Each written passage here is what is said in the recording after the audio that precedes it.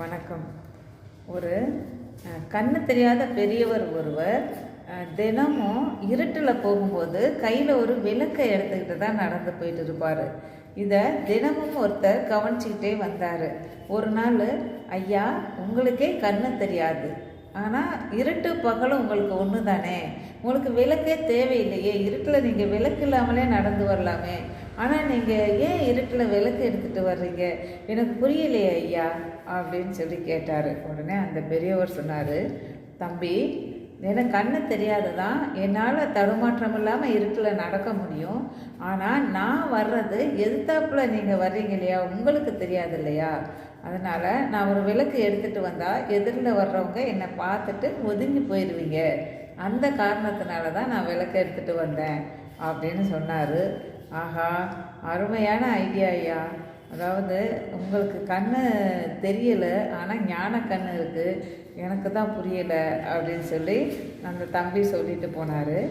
ஆனால் இப்போது நமக்கு ஒரு கோபத்திலேயோ வருத்தத்திலேயோ ஒரு சிக்கலுக்கு ஒரு பிரச்சனைக்கு தீர்வு காணணும் அப்படின்னு நம்ம நினச்சோன்னா ஒரு இருட்டு வீட்டுக்குள்ளே ஒரு கருப்பு பூனையை தேடுற மாதிரியானது தான் இது.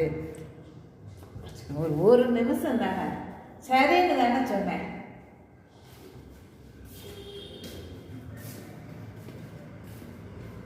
ரெண்டு தோசை மட்டுமா? சரி.